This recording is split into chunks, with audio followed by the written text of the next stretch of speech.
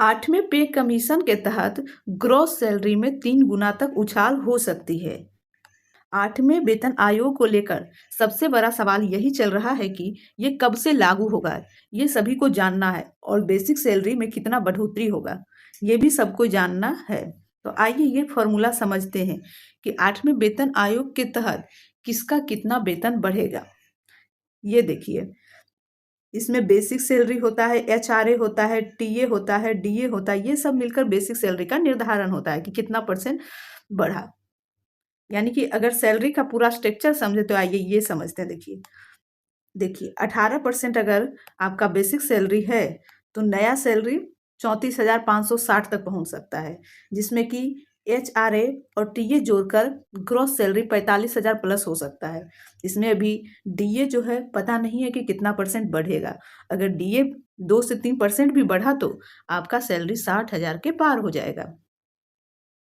जैसे कि देखिए 7वें वेतन आयोग में 2.57% बढ़ा था फिटमेंट फैक्टर, लेकिन 8वें वेतन आयोग में कहा जा रहा है कि 1.92% ही बढ़ेगा। आइए इसका फॉर्मूला समझते हैं कि कैसे हम अपना निकाल सकते हैं कि मेरा बेसिक सैलरी ये है तो अब नए बेसिक सैलरी मेरा इतना मिलेगा 8वें वेतन आयोग के तहत।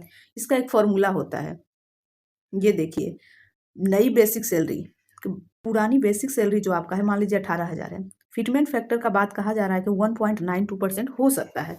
तो इस कंडीशन में आपका नया जो बेसिक पेमेंट हो जाएगा वो 34,560 रुपया हो जाएगा, जिसमें कि अभी डीए नहीं जोड़ा जा रहा है। डीए अगर जो जोड़ा जाए तो ये पेमेंट और बढ़ेगा। इस हिसाब से आपका बेसिक सैलरी जो है 18,000 पहले था, वो अब 16,560 रुपया और जुट जाएगा उसमें, तो 34,560 रुपया हो जाएगा आपका बेसिक सैलरी, जिसमें डीए मिलाकर हो सकता है 60,000 तक पहुंच जाए। तो ये होता है बेसिक सैलरी गुने फिटमेंट फैक्टर। तो आपका नया जो पेमेंट बनेगा 8वें पे कमीशन के तहत, ये आप खुद से भी निकाल सकते हैं कि आपका कितना नया बेसिक पे बनने वाला है। देखिए एचआरए जो होता है, जिसका कितना कितना परसेंट निर्धारित किया जाता है। एचआरए मतलब कि जिस शहर में निर्धारित किया जाता है, किसी शहर का 18% ही दिया जाएगा, किसी शहर का 9% ही होगा। तो ये जो एचआरए होता है अपने अपने शहर के हिसाब से दिया जाता है। जो एचआरए के निकाले तो एचआरए भी निकाल सकते हैं, इसमें बेसिक सैलरी में इंक्लूड करेंगे इतना परसेंट, तो ये आपका टोटल पेमेंट आपका मिल जाएगा। तो जैसे देखिए ये आपका हो गया 34,560, ये आपका बेसिक पेमेंट निकला जो कि 8वें वेतन आयोग के तहत। इसमें अगर आप 22% भी एचआरए मान ले तो आपका 9,331 रुपया बढ़ेगा, जो कि किसमें 34,560 में जोड़ दें तो ये 44,000 प्लस हो जाएगा आपका एचआरए मिलाकर। और डीए जो होता है हर 6 महीने पर डीए बढ़ता है, महंगाई भत्ता, ये भी बेसिक सैलरी पर ही लगेगा डीए। तो टोटल मिला के कहा जाए तो अगर आपका बेसिक पेमेंट अभी 18,000 रुपया है तो ये 8वें पे कमीशन आयोग के तहत आपका पेमेंट 60,000 के प्लस जाने वाला है।